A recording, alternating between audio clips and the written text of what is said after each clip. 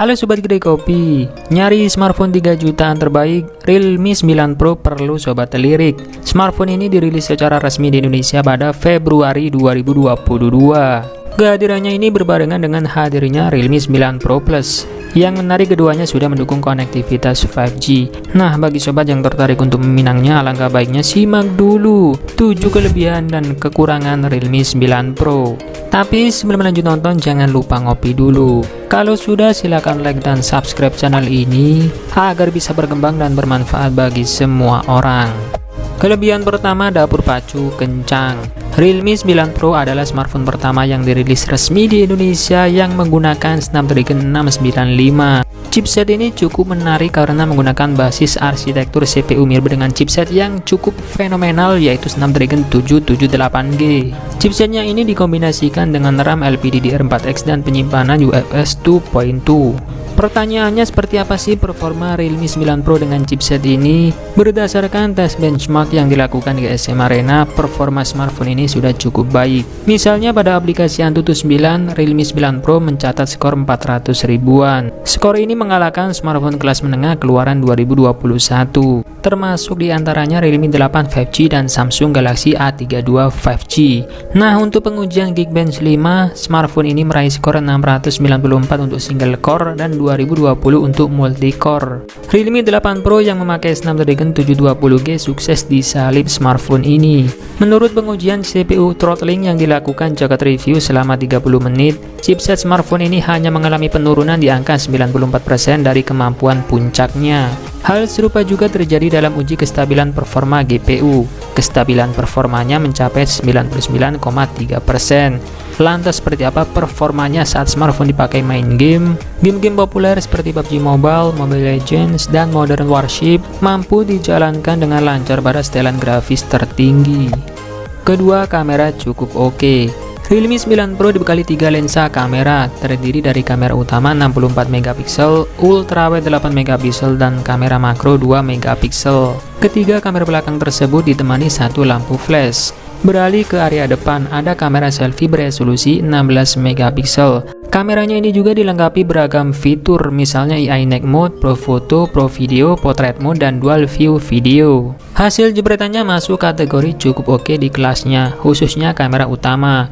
Menurut GSM Arena, rentang dinamis foto yang dihasilkan kamera utama terbilang luas. Ketajamannya baik dengan detail yang lebih dari cukup. Untuk kamera ultrawide-nya, foto yang dihasilkan cukup memuaskan. Sementara itu, mengenai foto pada saat malam hari, kualitas tangkapan kamera utama dan kamera ultrawide-nya meningkat berkat mode malam. Detail, warna, dan kontrasnya cukup oke dengan noise yang minim.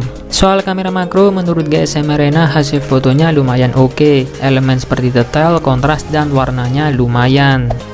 Ketiga, tampilan layar oke. Mungkin sobat akan kecewa dengan keputusan Realme yang memasang panel IPS LCD pada Realme 9 Pro.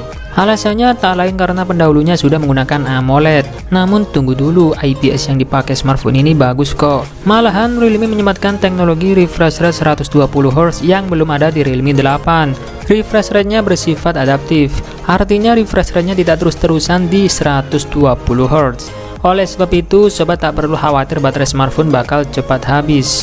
Dalam setelan auto, sistem akan melakukan penyesuaian tingkat refresh rate secara otomatis. Hal selanjutnya adalah rentang warnanya yang luas. Berdasarkan pengujian yang dilakukan Jagat Review, ketika mode vivid, layarnya tembus gamut warna 96,3% DCI-P3.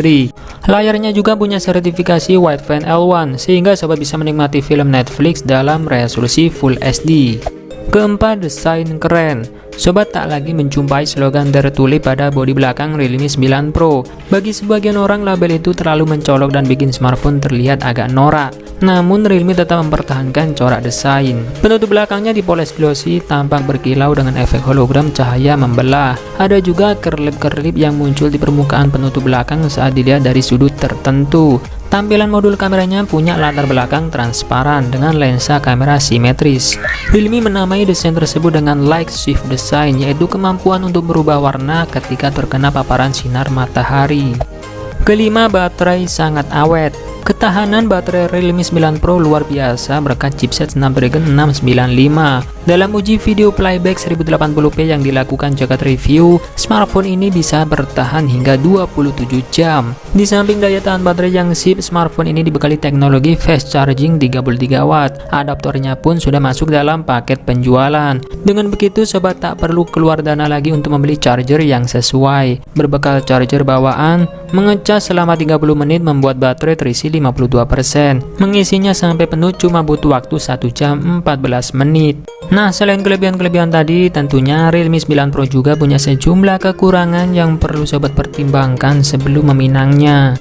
Pertama, speaker stereo absen. Sensasi mendengar suara dari speaker stereo hanya bisa sobat rasakan di Realme 9 Pro Plus, bukan Realme 9 Pro. Speaker smartphone ini hanya ada satu. Solusinya, sobat harus memakai headset untuk merasakan pengalaman yang lebih nyata saat menonton film atau mendengarkan musik. Kedua, perekaman video mentok 30 fps. Satu hal yang disayangkan dari kamera Realme 9 Pro adalah ketidakmampuan untuk melakukan perekaman video hingga resolusi 4K. Bahkan kamera smartphone ini juga tidak bisa merekam video Full HD 1080p 60 fps. Masalah ini cukup serius mengingat banyak smartphone di kelas harga 3 jutaan yang mengantongi dua kemampuan tersebut. Sang pendahulunya Realme 8 bahkan sudah bisa melakukannya. Menurut GSM Arena, ketajaman detail dan rentang dinamisnya tidak memuaskan. Warna yang dihasilkan pun pudar alias tidak cerah. Nah, itulah tadi pembahasan mengenai kelebihan dan kekurangan Realme 9 Pro. Semoga bisa membantu sobat sebelum membeli smartphone ini. Bagi yang berminat silahkan cek kolom deskripsi video ini. Oke, terima kasih sudah menonton, semoga bermanfaat. Dan saya admin Gede Kopi pamit undur diri. Sampai ketemu lagi di video selanjutnya. Bye-bye.